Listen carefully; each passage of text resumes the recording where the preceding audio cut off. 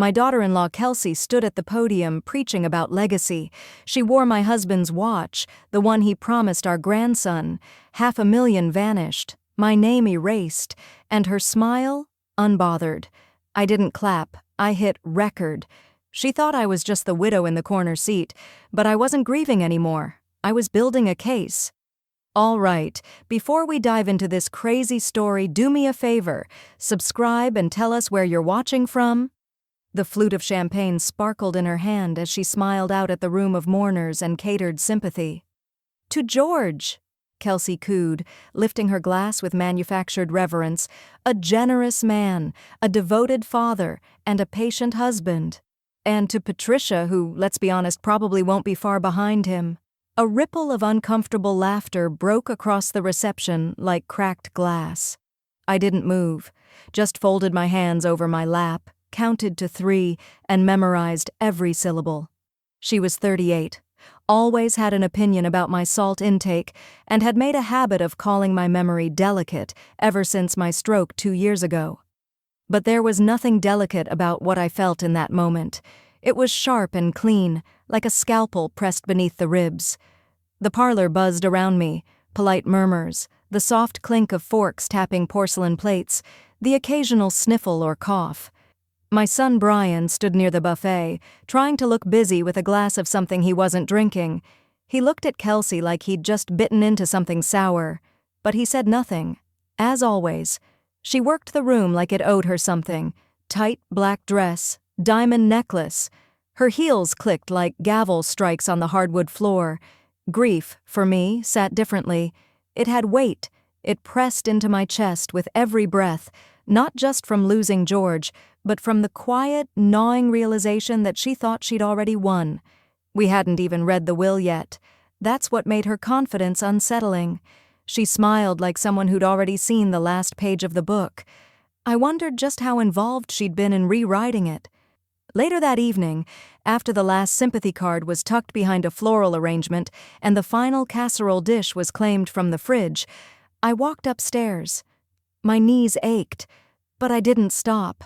I needed the quiet, and something else, though I didn't know what until I found it. George's study was exactly how he'd left it. One of his old cardigans hung over the back of his chair. His glasses were folded neatly beside the lamp. The dust hadn't gathered yet.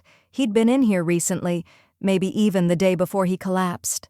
I opened the drawer of his desk, the one he always said was just for taxes and junk. Inside, tucked between an old magnifying glass and a leather-bound ledger, was a navy folder labeled in his handwriting, "Private, do not share with Kelsey." The cap-locked warning might have made me laugh if my throat hadn't gone dry. George was direct in life, when he felt brave enough, but he was never careless. If he'd hidden something, it mattered. I sat down slowly, the chair still warm with memory, and opened the folder. Inside were spreadsheets, bank login instructions, and a single sticky note with my name in bold ink. "If anything happens to me, follow her name. Start with the house." The heat left my body like someone had opened a window. Not from fear, from clarity. I'd played the role of grieving widow with grace, but grief was already curling into something leaner, sharper, something that doesn't ask to be comforted. I closed the folder and looked up at the wall of framed photos, our wedding, Brian's graduation, George laughing at something I no longer remembered. Then I looked toward the laptop he'd kept on the corner of his desk. Open, waiting. I carried it to the dining table, sat in the same chair I'd occupied the day we signed our first mortgage, and opened the flap with shaking hands. Inside, color-coded spreadsheets. A printed screenshot of his bank's login page with little notes in pen, password hints only I would understand. Beneath it all, a single sheet of lined paper folded once down the middle. My name at the top. "Pat, if you're reading this, something went wrong. Follow her name. She'll be on more than one thing. Start with anything we made joint last year. And trust your gut this time. G." The last line struck something hot and sad in me. Because I hadn't trusted my gut, not about Kelsey, not about how George kept brushing off my concerns. I skimmed the spreadsheets, several entries highlighted in yellow, a column titled LLC Contributions, and then a number I hadn't seen before, $62,000 transferred in March of last year to something called Whitaker Collaborative Ventures. I sank back in my chair. That was right after my stroke, when I was spending nights foggy from medication and trying to remember how to brush my teeth in the right order. I remembered her then. Kelsey, sitting next to George at the breakfast nook, tapping her iPad while talking about pooled assets and passive income. George's voice from months ago echoed in my ears like it had been recorded on tape. She's just trying to help the family, Pat. She's trying to build something for Brian, for Emma. What she'd built was a foundation under my husband's name, and what she'd taken was likely mine. I made the call to George's estate attorney the next morning. His name was Carl Donnelly. Dry voice, slower than molasses, but competent. I'd only met him twice, once when George retired, and again when we updated our joint wills 20 years ago. "Mrs. Whitaker," he said, surprised. "I'm very sorry again for your loss. What can I help you with?" I told him I had concerns about certain accounts George had handled with Kelsey in recent years. "There may have been a shift in ownership, a quiet one," I added. He grew cautious. "Do you have any documentation?" "I have a folder, George's folder, and it specifically says not to share it with your favorite client, Kelsey." There was a pause. Then the shuffle of papers on his end. "Give me an hour. I'll start checking the accounts listed under the estate." 1 hour turned into 3. During that time, I drank lukewarm coffee and sat with the folder spread across my living room like a crime scene. My grief was now laced with strategy. I didn't need to cry. I needed to calculate. Then came the knock. I opened the door to find Kelsey standing there with a box of gluten-free muffins, smiling like she belonged there. "I thought I'd stop by, see how you're holding up." I didn't invite her in, just leaned on the frame and stared. "You know, you should really consider selling this place," she said, peering past me. "It's a lot for one person. I mean, Brian and I could help manage the transition." She set the muffins on the porch railing. "I just want what's best for the family. We all do." Her tone was sugar-coated arsenic. I nodded slowly, holding eye contact. "Thanks, Kelsey. I'll let you know when I'm taking family advice from predators in heels." She blinked, a crack in the veneer. Before she could respond, my phone buzzed in my cardigan pocket. I turned away, leaving her standing there with her mouth half open and her muffins untouched. It was Carl. "Mrs. Whitaker," he said, voice tighter now. "I just checked the 2 asset accounts George opened last year. Kelsey's name is on both of them, but legally it shouldn't be. She wasn't listed as a beneficiary or a co-signer in the estate plan. Something's very wrong." The next day, I visited the attorney's office. The legal pad in front of me looked more like a battlefield than a briefing. Highlighter streaks, red circles, arrows stabbing across the margins. Carl, the estate attorney, slid another printout toward me with latex-gloved fingers like we were handling something radioactive. "She added herself as a manager to George's business account 2 weeks before he passed," he said grimly. "While he was still alive?" I asked, though I already knew the answer. The timestamp was right there, 4:42 p.m. Thursday. George had been in the hospital that day, barely lucid from the pain meds. Carl nodded.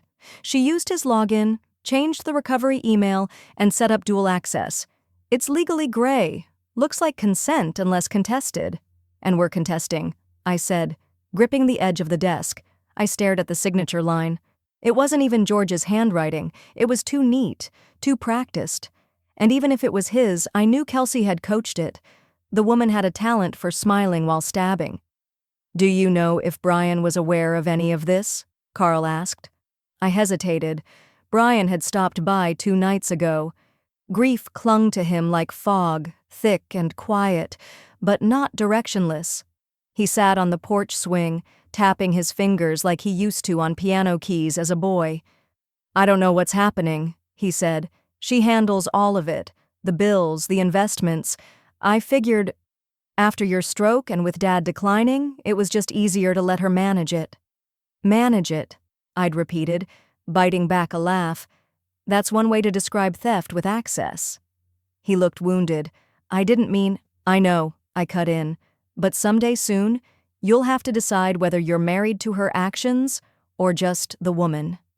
Now, sitting across from Carl, I repeated what Brian told me. Carl raised an eyebrow, made a note. "She's smart," he muttered. "Manipulative, but smart." She was more than that. She was calculated. I could still hear the echoes of a long-forgotten argument in the kitchen from 6 months ago. George had come in after another visit with their accountant. I'd asked again if he'd updated the will like we'd agreed on. "I will, Pat," he'd said, loosening his tie. "I just need some time. It's not urgent." "Not urgent?" I snapped. "You're in and out of appointments. I've had a stroke. Our assets are tied to people who think you're soft." His voice dropped. "Kelsey's not trying to steal from us." "No, George," I said, putting down my glass of water with a shake. "She's trying to inherit early." He didn't answer. That silence said more than any argument could have. Back in the present, I left Carl's office and drove straight home, heart pounding like a slow drum. I didn't want this to be true, but the paper trail was turning into a roadmap, and Kelsey was always at the end of it. I spent the next 4 hours at my kitchen table pulling old manila folders from our home filing cabinet, pension statements, insurance summaries, tax returns. Every year, every signature, every scribbled note George had left in the margins. I flagged inconsistencies, made a checklist, underlined any document where Kelsey's name appeared.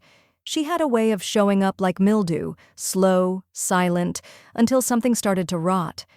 The next morning, I made one more call, this time to a forensic accountant recommended by Carl. Her name was Reena Singh. She had a no-nonsense tone and asked for digital copies of everything before our meeting.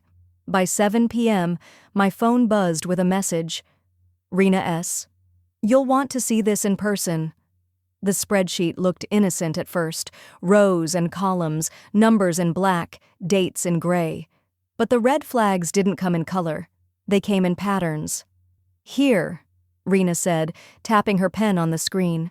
"This is where the pension fund starts bleeding." I leaned in, the glow of her laptop lighting up the clean office like an interrogation lamp. It smelled like eucalyptus tea and toner ink, somewhere between calm and litigation. Over $80,000, transferred in 5 chunks, each labeled LLC contribution.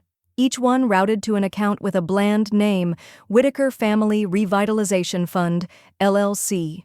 "Revitalization," I repeated, my voice flat. "It's a real LLC, filed last year, registered by one Kelsey, Ann Whitaker. She's listed as the sole manager and authorized signer." I swallowed back the bitter taste of bile. "And my name?" "Nowhere," Reena replied. "My name, erased, like chalk in a storm." The earliest transfer dated back to March of last year. I was in a rehab center in New Hope, relearning how to write my own name without trembling. Kelsey must have been hovering over George like a vulture while I was struggling to sip soup without a bib. Reena slid a hard copy of the transfers toward me. I stared at the page like it was a death certificate. "I've flagged everything. You can take this to the bank, and if they push back, you've got legal standing, especially if you request a forensic freeze." I tucked the folder under my arm like a shield. "Thank you." The bank had the nerve to smell like cinnamon that day. I walked in with the same black coat I wore to George's memorial and waited while some intern in a pinstripe vest offered me a smile too wide to be real. When the branch manager arrived, thin tie, thinning hair, nervous fingers, I introduced myself and asked to speak privately. I handed over the folder. He skimmed the top page, then raised his eyebrows. "I'll need to verify—" "You'll need to freeze the account," I interrupted, "before more funds disappear. Or would you prefer my attorney explain that part?" The change in his posture was immediate. The manager stood up straighter, cleared his throat, and nodded like we were suddenly speaking the same language, liability. He returned 10 minutes later with a printout and a form labeled "Account Freeze, Internal Review Pending." I signed it with a hand steadier than it had been in a year. Driving home, the cold seemed to seep into my bones, but I kept the heat off. I wanted to feel the sting. I wanted it to burn. At a red light, my phone buzzed in the passenger seat.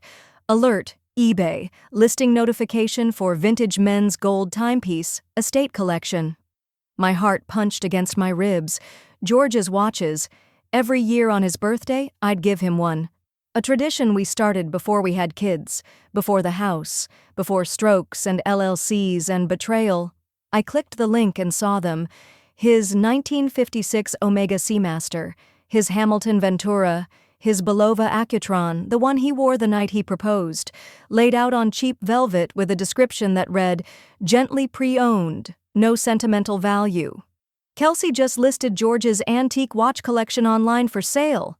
I pulled over. For the first time since the funeral, I let out a noise that wasn't quite a sob. It was something deeper, a war cry with no sound. Kelsey thought I'd sit still.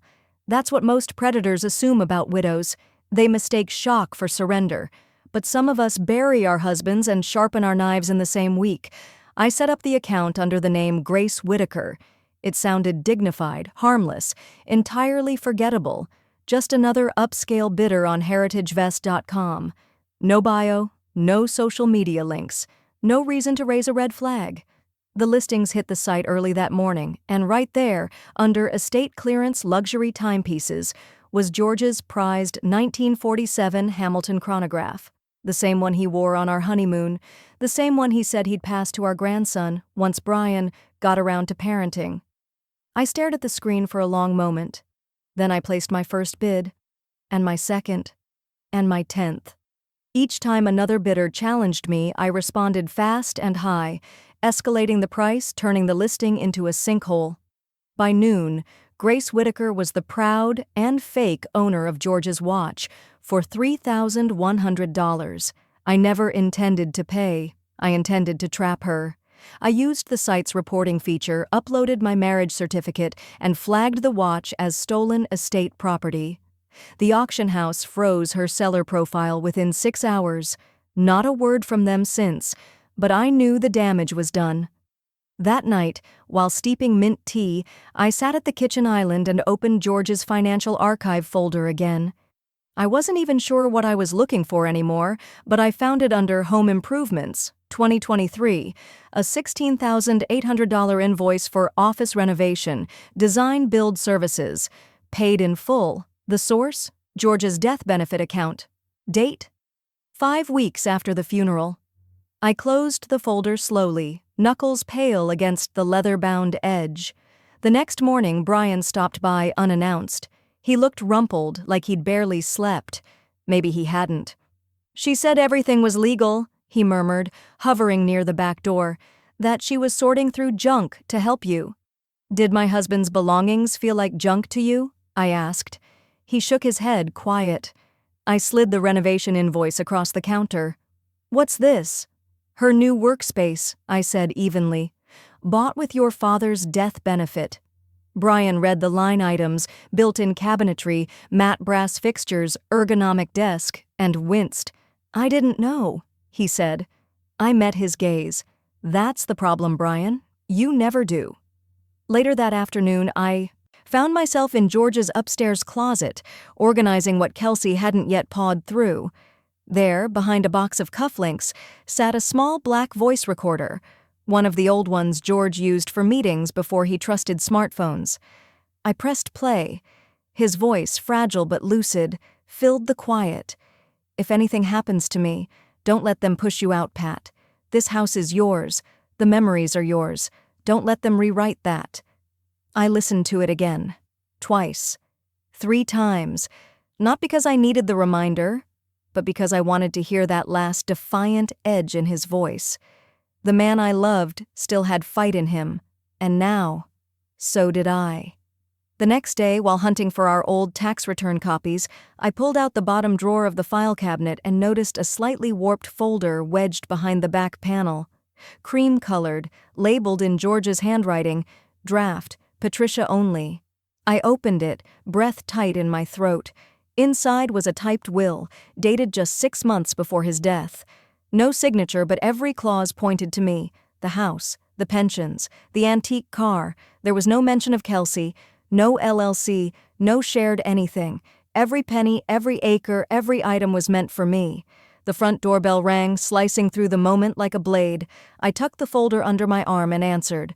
Michael, my estate attorney, stood on the porch, briefcase in hand.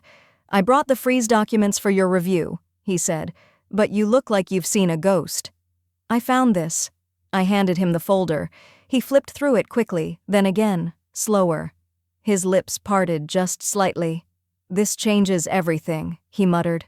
"If we can prove undue influence—" I didn't hesitate. "Let's prove it." Michael, my attorney, set a crisp stack of documents on the table between us. "Lorazepam, hydrocodone, atenolol," he read. He was taking them daily, heavily sedated. I stared at the list. I remembered the pill organizer Kelsey insisted on managing. "He gets confused sometimes," she used to say, half laughing, half judging. Now I saw what she was really doing. Confusion wasn't a side effect. It was the goal. Michael pointed to a highlighted date. She submitted the power of attorney form while he was on the maximum dosage. The same week, she registered a new LLC in his name and moved assets. That's not caregiving. That's manipulation. I felt my pulse thrum in my neck. "So we have a window, a pattern." He nodded. "Enough to begin a case for undue influence. We just need more direct proof." That night, I went through George's old keepsake box, the one he kept tucked behind the furnace. Inside was an old phone, a flip phone, dead but intact. Brian sat across from me at the kitchen table, rubbing his temple. He used that thing only when he didn't want Kelsey in his business. I charged it. When it powered on, it had 2 voicemails saved. The first one gutted me. Kelsey's voice, sharp and low. "George, come on. Just sign it. If you wait, she'll forget again. You want this to be clean, don't you? You said you'd transfer control." My husband's voice was faint, barely above a whisper. "I don't know, Kelsey. She's already worried." "She's confused," Kelsey snapped. "You said so yourself. Let me take care of it." I paused the recording. My fingers trembled. Brian sat frozen. "She made it sound like you were gone," he said, "like you couldn't manage anything." "She was managing him," I said, "until he had nothing left." We took the recording to Michael the next morning. "This," he said almost reverently, "is the linchpin." We matched the date of the voicemail to the prescription records. The pattern lined up perfectly. While George was on the strongest dosage, Kelsey was pushing paperwork, changing accounts, and quietly burying me under legal filings I never saw. I thought of the argument George and I had 1 month before he died. I'd found a printed form left out on the kitchen table. "You're transferring property?" I'd asked. She said it's just a precaution. She also said you forgot to eat lunch. "You didn't. I made it for you." He looked tired then, more worn down than usual. "It's all temporary." No, it wasn't. Now we were building a legal case around what was never meant to be seen, a coordinated effort by Kelsey to shift power under the cover of caregiving. The strategy was working, until now. Later that week, I sat on the porch with a warm mug and a blanket across my knees, watching the breeze turn the oak leaves. For a brief moment, I allowed myself a rare emotion, hope. Then the doorbell rang. I opened it to find Kelsey standing there in a designer coat, holding a box of herbal tea and a saccharine smile. "I thought we could talk," she said. "This tension isn't good for you. Maybe you're overwhelmed." I didn't invite her in. She took a step closer. Her smile faltered.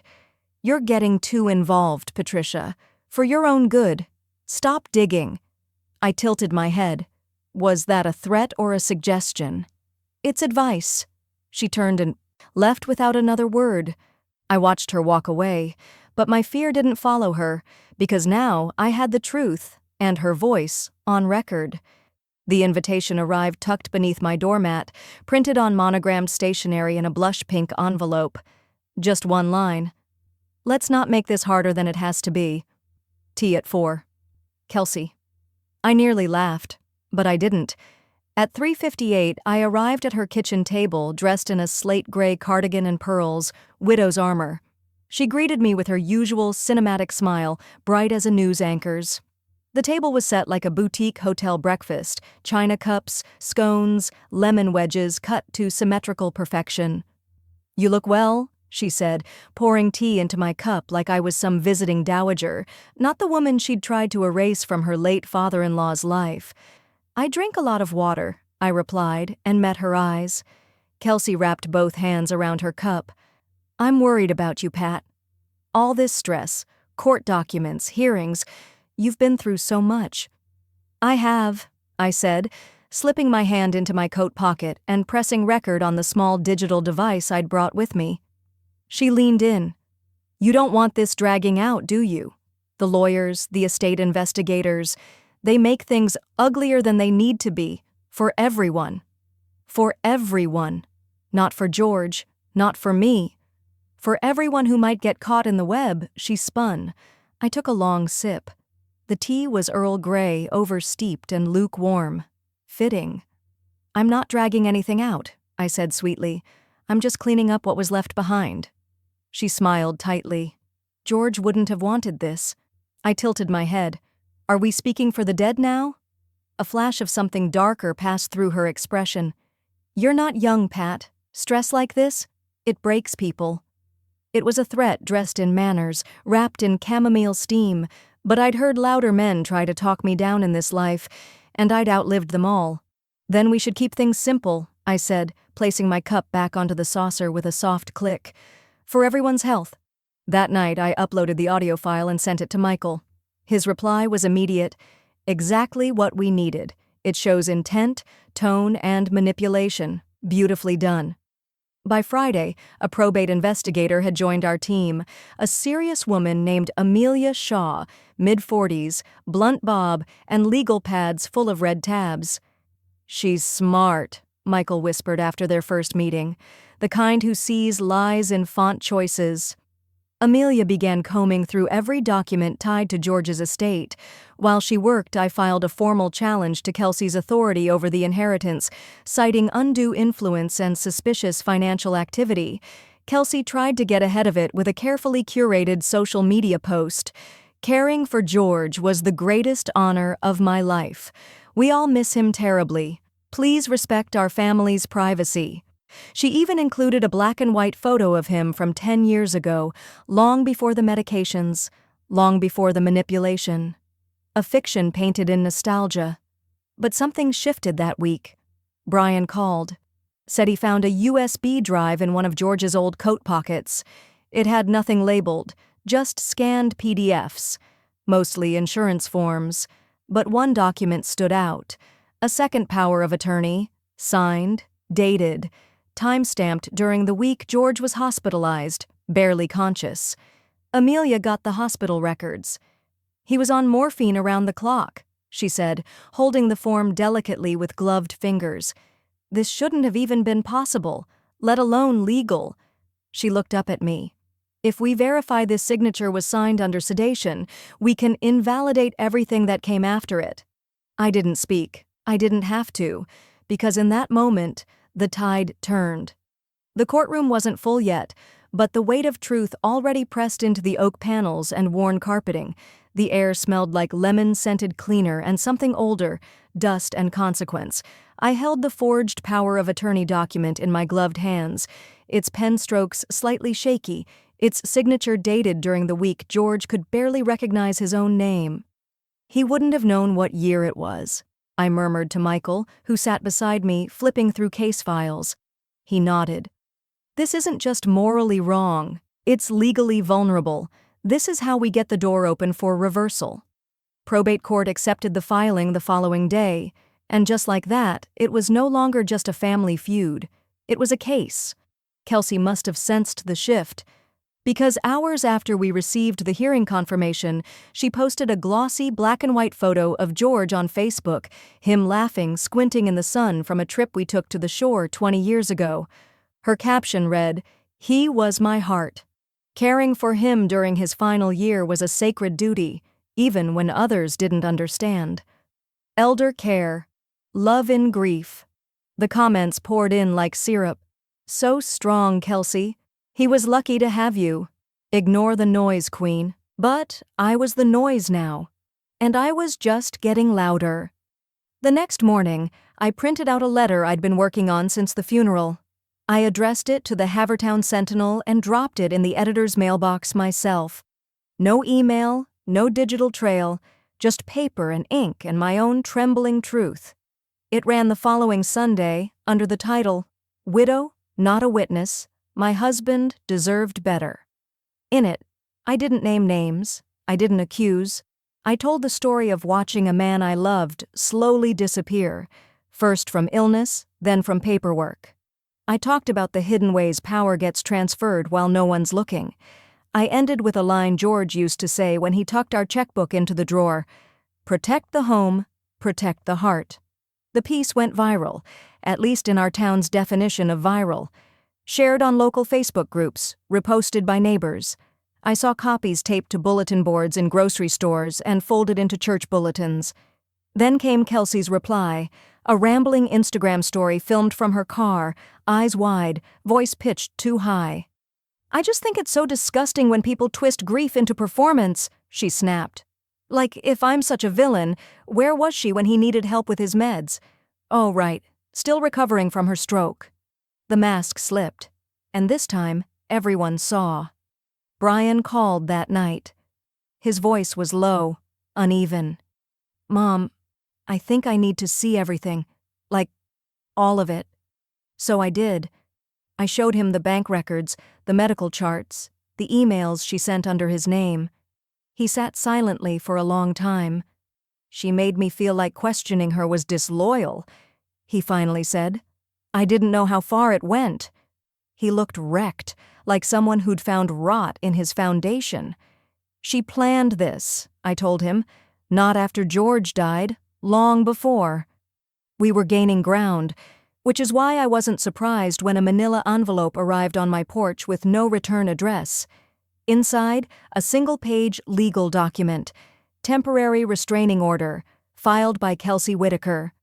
Claim, ongoing emotional harassment and property intimidation. No witnesses, no substance, just tactics, delay, distraction. Michael read it and exhaled hard. "She's trying to flip the optics before the hearing. We'll squash it." But as I stared at the stamped seal, I knew this wasn't her endgame. It was a smokescreen, and behind it, she was planning her next move. The courtroom buzzed with whispers until the bailiff's gavel cracked the air like a bone snapping clean. I sat straight in my navy suit, pearls just tight enough to remind me not to tremble. The warmth from the coffee I hadn't touched had long faded, but my hands stayed wrapped around the paper cup like it was an anchor.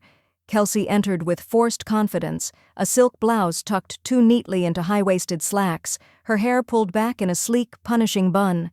She looked like she was auditioning to play a grieving widow. Too bad she was neither. Judge Emery gave a curt nod and motioned for the proceeding to begin. Kelsey's lawyer went first, an oily type with too perfect diction and too many dramatic pauses. "Ms. Whitaker," he said, turning to address the courtroom, "has grave concerns about the mental clarity and stability of Mrs. Patricia Whitaker. There is documented history of a stroke, memory lapses, and what can only be described as emotional volatility since her husband's death." Kelsey's lips quirked into a faux pitying smile as he spoke, like she was already rehearsing her acceptance speech for most misunderstood daughter-in-law. My lawyer, Michael, barely blinked. He stood and addressed the judge with the calm of a man who'd been here before. "We'll be addressing those claims today," he said, along with a comprehensive record of financial misappropriation, coercion, and attempted estate manipulation. The judge leaned forward. "Proceed." Brian was the first to take the stand. He fidgeted, hands twisting in his lap like he was trying to unscrew guilt from his fingers. "She kept me out of everything," he said, his voice catching. I thought she was helping. I didn't know she had Dad signing things when he couldn't even stand without help." Kelsey didn't meet his eyes. Her nails clicked against her phone, tucked into her lap just out of the judge's line of sight. Then came the audio. Michael played the clip from George's phone. Kelsey's voice, sharp and hurried. "Just sign it, George. She forgets things. We need this in case she does something irrational. You want us protected, don't you?" Gasps rippled through the courtroom like someone had opened a window midwinter. The judge raised one eyebrow. "That was your voice, Ms. Whitaker?" Kelsey straightened. "That recording is taken out of context. George and I were discussing family safety." Michael clicked a remote. The screen behind us lit up with the draft will, George's handwriting unmistakable, his signature blank. The header read, "Revised will. Primary beneficiary, Patricia. Ann Whitaker." I took the stand last. I didn't shake. I didn't shout. I told the story plainly, of love, illness, manipulation, and the quiet theft that tried to turn grief into erasure. When I finished, the room was silent. Not the kind of silence that waits. The kind that knows. Judge Emery adjusted her glasses. "Given the testimonies and evidence, I'm placing an immediate freeze on all estate transactions. Final judgment will be delivered pending a full audit." I exhaled for what felt like the first time in weeks. But just as we were gathering our things, Kelsey turned to me, eyes flat and unreadable. "This isn't over," she whispered. "It never is with people like her." The judgment came on a Tuesday morning, gray and cold, as if the weather itself knew the verdict would come heavy. I sat in the same courtroom, same seat, same pearls that no longer felt like armor, just truth. Judge Emery didn't waste time. "This court finds sufficient evidence of undue influence, forgery, and fiduciary misconduct regarding the estate of George Whitaker," she said, voice flat and final like the closing of a vault. "Effective immediately, Kelsey Whitaker is removed from all roles associated with the estate. Power of attorney is returned to Patricia Whitaker." Kelsey didn't cry. She didn't shout. She sat frozen, blinking at nothing, like the news hadn't reached her skin yet. Her lawyer's lips tightened, likely calculating his unpaid invoice. I didn't smile. Victory wasn't sweet. It was sharp, like winter air in the lungs after too long underground. The judge continued, "A civil case regarding damages and misappropriation of funds will move forward pending review. Until such time, the estate is to be unfrozen and returned to the sole authority of Mrs. Whitaker." Behind me, Brian exhaled a sound that bordered on relief and apology. When the gavel dropped, it didn't echo. It landed. Outside the courthouse, reporters hovered like birds sensing a body, but I walked past them. Brian caught up, slowing his steps to mine. "Mom," he said, halting. I stopped but didn't turn. He tried again. I didn't know the half of it. I was blind. I faced him then. The wind caught his tie and pulled it sideways like it was tired of his excuses. "You'll have to earn it," I said, and that was all. The following week, the estate attorney met me with cautious reverence, as though I might dissolve if spoken to too loudly. He slid a file across the desk. "All assets, properties, pensions, liquid and tangible, are now legally in your name." I nodded. "And the trust?" "Kelsey has been removed," he confirmed. "Permanently." It should have felt like closure. Instead, it felt like an unblocking, like something damned for too long had finally been allowed to flow again. But there was more. The civil case was filed the same afternoon. Bank records, itemized statements, and even Kelsey's own texts were now evidence of her greed and my resilience. She had siphoned thousands for vacations, home upgrades, and a consulting business that existed only on paper. Her name was polished, but her intentions were paper-thin. George's antique collection was returned under my claim of rightful ownership. Every carved watch, every monogrammed cufflink, relics not of wealth, but of love. I placed his war medal back on the mantel. The dust was still faint on the spot it used to rest. Later that night, I updated the foundation trust. Kelsey's name, gone. Her claim to anything, erased. Brian came by the next day, holding a grocery bag with store-bought muffins and that uncertain look sons wear when they're not sure if they're welcome. "I was weak," he admitted. "I let her do things.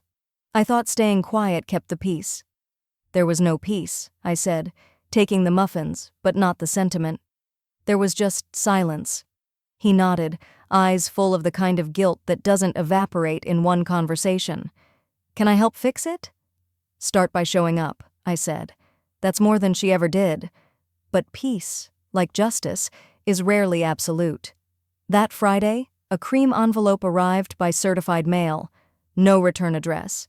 Bank letterhead inside, "Dear Mrs. Patricia Whitaker, This notice is to confirm your liability status as the co-signer of mortgage file number 4892-87RM, attached to the Whitestone property under Whitaker Holdings, LLC.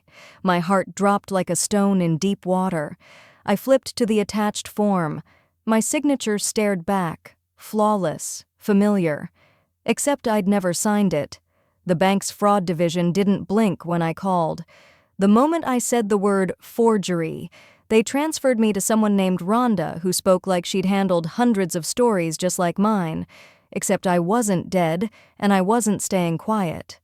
"Mrs. Whitaker," Rhonda said gently, "I've reviewed the file. The signature on this mortgage application was submitted with a scanned copy of your license and proof of life insurance." She paused, then added carefully, "The license was reported lost 6 months ago." "I never lost it," I said. My voice was steady, but my fingers trembled slightly around the cordless phone. "I know exactly where it is, in my drawer, in my house." "Well, then someone else submitted it under your name." The line buzzed in my ear like static anger. "Let's escalate this," she said. "You're not liable if this is proven fraudulent." I already knew it was. My lawyer, Henry, filed identity theft charges within the week. His office smelled like paper and old leather, comforting, oddly enough, the kind of place where people still believed truth could be bound and notarized. "She used the equity as collateral," he said, showing me the breakdown of the funds. "It all went to a company called Eastbridge Strategies." "What is it?" I asked. "A consulting firm," he replied, "registered under her maiden name. No employees, no website, no invoices, no taxes filed." "So it wasn't a business, it was a laundering station." "I want to expose it," I said, "not just legally, publicly." Henry's lips curved into something between approval and warning. "That will draw attention." "I'm counting on it." A week later, I sat in a folding chair at a makeshift podcast studio downtown, speaking into a foam-covered mic in a church basement that smelled like coffee and mothballs. The host, Kara, was maybe 40, sharp and kind in equal measure. "We have a special guest today," she said, her voice smooth as ribbon. "Patricia Whitaker is here to talk about financial elder abuse and what she uncovered after her husband's passing." I cleared my throat. They said I was grieving, that I was fragile. But grief isn't fragility. It's clarity. It shows you who has their hand on your shoulder and who has their hand in your wallet. The interview lasted 38 minutes. By the time I got home, the podcast had been downloaded 11,000 times. By morning, it had doubled. And then the letters came. Not official ones, real ones. From women. A woman in Delaware whose daughter opened 5 credit cards in her name, a grandmother in Texas whose grandson sold her car while she was in physical therapy, a widow in Ohio who lost her pension to a family-run investment fund that never existed. "I thought I was crazy," one letter read, "until I heard you." I started writing the elder protection pamphlet that same night. "What to do before you're targeted" was the working title, but it would change. This wasn't just about defense. It was about retaliation. Brian called, voice tight. "She's gone." "What do you mean, gone?" "She left this morning. House is empty. Took everything but the dining table." I drove by to see for myself. The blinds hung crooked, like they were rushed. A garbage bag sat half-spilled on the porch, shredded papers, a broken coffee mug, an empty bottle of her favorite perfume. No forwarding address, no call, no apology. Inside, the house echoed with the kind of absence that only fraud could build. I walked the perimeter, looking not for Kelsey, but for proof of who she really was. Her life had always been about appearances, but now, even the mirrors were gone. The front porch light was still on when the sheriff knocked. From the street, the house looked warm and lived in, but inside it felt hollow, like someone had vacuumed out the soul. She'd vanished. No witnesses, no tire marks, not even a dog barking in the night, no Uber logs, no credit cards, no sign of panic, just absence. But I knew better. Ghosts don't disappear. They vanish on purpose. Rhonda from the bank called the next morning. Her voice was clipped, like she hadn't slept. "We've frozen everything. Domestic, business, pension-linked." A pause. "But one pinged our compliance radar. You'll want to sit down." I didn't sit. I just tightened the cord on my robe. "Where?" "Luxembourg, opened 6 months ago under a false consulting firm. Nearly 500,000 routed there in 9 weeks. All cash withdrawals." 500,000. My lungs tightened. That was more than what had already been traced. She'd bled us faster than we'd realized. "Can you lock it down?" "We've flagged it," but she knew the timing. This was choreographed. "She always choreographs," I murmured, right down to the applause. That afternoon, I hired Jansen, ex-FBI, now a PI, with a face like a weathered statue and eyes that didn't blink unnecessarily. He met me on my porch, his trench coat already beading with rain. He didn't shake hands, just asked, "Where's the box?" I handed him the folder George had hidden, the one marked Kelsey before it burned. "She's not just evading," he said, flipping open a leather-bound notebook. "She's exiting, strategically. You don't just walk away from this kind of theft unless you have a shadow plan." "What do you need from me?" He didn't hesitate. "Everything she touched, emails, voicemails, birthday cards if you have them." He took the box without ceremony and disappeared into the drizzle. While he hunted her down, I made sure the story didn't die. I stood in front of senior centers and community halls across Pennsylvania, holding up my red leather folder like it was a war medal. Folding chairs, fluorescent lights, dry muffins. None of it mattered. What mattered was the line of women who waited afterward, not to question me, but to confess. A woman in a denim jacket once pulled me aside and said, "I thought it was just my son. You gave me the words I couldn't find." I went home exhausted, but no longer alone, and never defeated. 2 weeks later, Brian came by. No rehearsed apology this time, just a cardboard box of Kelsey's old files and a face full of ash. "I want to testify," he said, sitting on the edge of the couch. "Civil court. I don't want to be part of her shadow." "You already were," I said gently. He winced. "I know. She told me it was just tax stuff. That night. She said you'd agreed to it." "But you didn't ask me." "I didn't want to," he whispered. "And that's worse." I didn't offer forgiveness, just handed him the original folder George had left behind, the one he'd labeled with shaky hands. "Private. Do not share with Kelsey. Start with that. The truth's heavier than it looks." Days passed. Then came the letter. Handwritten, no return address, ink smudged like it had wept. It was from Miranda, Kelsey's sister. "I should have spoken up sooner," it read. "But she started cutting us off around the time George got sick, said you were fragile, that you didn't want visitors. I believed her. God help me. If you need me to testify, I will." Her words smelled faintly of cinnamon gum and guilt. I pressed the paper to my cheek, not for comfort, but for clarity. That night, I dreamed of George. Not the hospital version, not the pale man in morphine silence, but the version in a cardigan, barefoot on our kitchen tile, dancing me in circles to Patsy Cline on a half-tuned radio. He laughed as he dipped me, a man still full of oxygen and defiance. I woke up at 3:17 a.m., cold, awake, furious. The next afternoon, my inbox lit up. Subject, visual confirmation from Jansen at KeystoneTracking.com. Attachment, IMG_3874.jpgg body spotted. Commercial Street, Portland, Maine. Staying near the marina. Will advise. I clicked.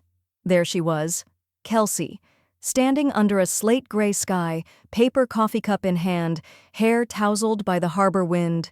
Calm, casual, like she hadn't stolen a legacy and disappeared into fog, like she hadn't buried a man and tried to erase me right after. I didn't pack much, just a weekender bag, my red leather folder, and the ugly scarf George always hated, but I wore anyway when I needed a little extra armor. I drove straight through the night, the road ahead stretching like a long sigh. By sunrise, Maine had that cold, salt-scrubbed silence that felt both ancient and clean. Commercial Street buzzed with early foot traffic and gull cries, the marina breathing fog onto weather-worn docks. That's where I saw her, Kelsey, like she belonged. She leaned against a coffee kiosk, sipping from a biodegradable cup, wearing a blazer and oversized sunglasses like the con artist version of Jackie O. There was no disguise, no shame, just a woman who still believed she was untouchable. I didn't get out of the car, just watched her laugh at something the barista said, watched her toss her hair like it still held power, watched her exist like she hadn't stolen the second half of my life and tried to erase my name from it. I snapped 2 photos and sent them to Jansen. Confirmed Kelsey, Commercial Street, Portland, Marina Side. He replied within minutes. Nice work, stay out of sight moving in. He didn't disappoint. By the next morning, she was in custody. Picked up mid-speech during a financial literacy seminar. Her name tag said Allison Fry, and her presentation was titled, Leveraging Legacy, Building Wealth Across Generations. The irony nearly made me choke on my motel coffee. The charges hit fast: federal wire fraud, identity theft, elder exploitation, false business registration. Jansen told me she didn't even blink when they cuffed her, just straightened her blazer and asked for her lawyer. I didn't go to the arraignment. I sent my granddaughter. She walked into that courtroom with the poise of a woman 3 times her age, wearing one of my old jackets, gray wool with brass buttons, and read from a page I hadn't seen until later. She stole more than money. She stole dignity. But what my grandmother taught me is that dignity can't be held hostage. It returns when we take back our voice. The courtroom fell into stunned silence. The judge nodded, and Kelsey for once had nothing to say. When my granddaughter came home, she dropped the transcript in my lap and said, "We're done letting people narrate our pain." I reclaimed everything after that, quietly, precisely. The estate was renamed under the Whitaker Family Trust, my name, my bloodline, no strings or signatures forged in morphine fog. We combed through every record and erased her, not out of spite, out of survival. Then one afternoon, a note appeared in my mailbox. No stamp, no return address, just a small white envelope with my name written in hard, looping script I recognized immediately. Inside, a single line, "You may have won." But he still chose me. My thumb trembled against the edge of the paper. The wind outside rustled the porch wind chimes, and for a second, I just stared at the handwriting. How dramatic the loops were, like someone trying too hard to be elegant. I didn't cry. I didn't curse. I walked to the kitchen, made myself tea, and dropped the note into the flames of the gas stove. Let her think he chose her. Let her cling to that lie. Because I chose something else. The truth. And it had my name at the bottom of every single document she tried to rewrite. I found out about the video on a Thursday, just before the mail arrived. Jansen had called to tell me the final audit was complete, every penny traced, every lie tagged. I thought the worst was behind me. But then I got the call from George's lawyer. "There's one more thing," she said. "He left a recording. For you." I didn't speak. Just nodded into the silence, forgetting she couldn't see me through the phone. That afternoon I sat in her office surrounded by mahogany shelves and the smell of printer ink and lemon oil. The screen lit up, and there he was, George. Sitting in his recliner in the old sunroom, light streaking across his face like a final blessing. He looked thinner, paler, but his eyes were clear. "If you're watching this," he began, "I probably didn't do enough while I was alive." He paused, swallowing. "I knew what Kelsey was doing. I knew she was isolating you, twisting things. I didn't know how far she'd go, and I should have spoken up sooner. But I want you to know something. Pat, this family only stayed whole because of you. Not her. You were the one holding the damn beams up." My hand went to my chest. "I didn't change the will in time," he continued, "but my intentions were clear. You were always the rightful heir. Not because of marriage, because of merit, because you protected what I was too weak to face." He smiled then, just a little like he was half embarrassed. "I hope you outlive the hell out of me." The screen faded to black. That video became part of my speaking circuit. I didn't share it with the press, didn't upload it to the internet, But when I stood in front of clinics, senior centers, auditoriums filled with women holding broken trust documents and the names of distant children, I'd play it on a projector and say, "This is what accountability can look like, even if it arrives too late to say it to your face." They listened. And then they stood. I rewrote my will a week later.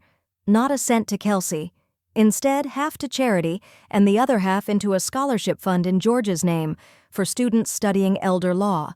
The kind of legal guardians who would know what red flags look like, not just what a signature means. Brian showed up the next day. I found him outside the community center where I'd just finished speaking. "I signed up to volunteer," he said almost shyly. "Thought maybe it was time to stop apologizing and start participating." It wasn't redemption, but it was a start. My memoir came next. Grief Isn't Weakness, It's Strategy. The title came to me in a dream, or maybe just after one. I'd been standing on the edge of that metaphorical cliff Kelsey tried to push me off. Only this time, I built stairs down the side, picked up a rock, and climbed back up. The publisher offered me more than I expected. Enough to say yes, enough to close the house and pack the boxes. I sold the old place on Westbury Lane without fanfare. No staged furniture, no open house cookies. Just a quiet transfer, a set of keys left in a ceramic bowl, and one last walk through the echo of my old life. The coastal cottage I moved into was small but wide open to the sea. Wind rattled the windows, and the salt air bit at my skin every morning. It felt alive, honest, like nothing could sneak up on me here. I unpacked George's old mug, the one that said Captain of the Grill, and placed it beside the stove. Not because I needed it, just because it reminded me that even regretful men can leave behind something useful. The day I finished moving in, a package arrived. No return address. My name handwritten across the top in blue ink. Inside was a thick envelope, heavier than I expected. I pulled it out.